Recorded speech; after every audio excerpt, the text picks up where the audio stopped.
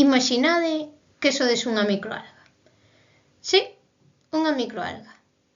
Estades nun encoro, flotando tranquilamente, facendo fotosíntese, vivindo a vosa mellor vida verde.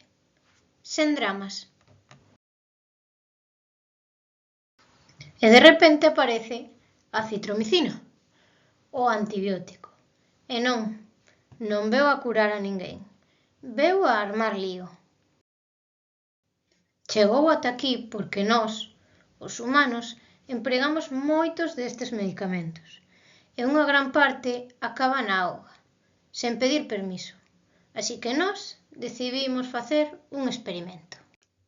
Collemos unha microalga moi importante dos ecosistemas de auga doce, a chamada Chlorella vulgaris. Ela produce oxígeno, serve de alimento a outros organismos, vamos, é unha estrela. E puxémola fronte a citromicina para ver que pasaba. En dúas versións, soa, en plan, eu podo con todo, e acompañada das bacterias naturais do encoro, que é como vivir nun piso compartido. Canto máis antibiótico había na auga, maior era o dano.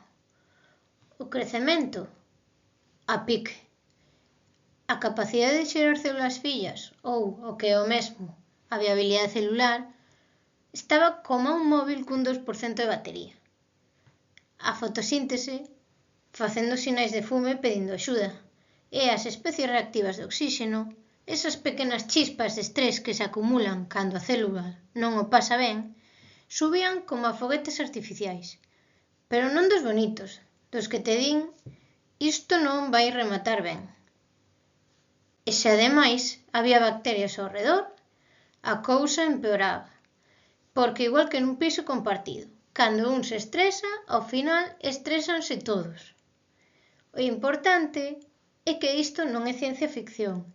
Estes contaminantes están nos ríos, nos lagos, nos encoros e, ao afectar as microalgas, afectan ao todo o ecosistema que depende delas.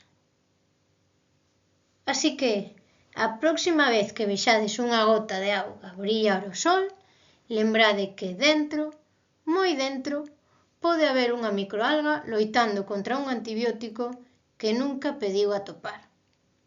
Mentres a microalga loitaba por sobrevivir, nós estábamos no laboratorio, pipeta na man, así como a quen mira un thriller, preguntándonos se ia seguir viva dun experimento do que nunca pediu ser a protagonista.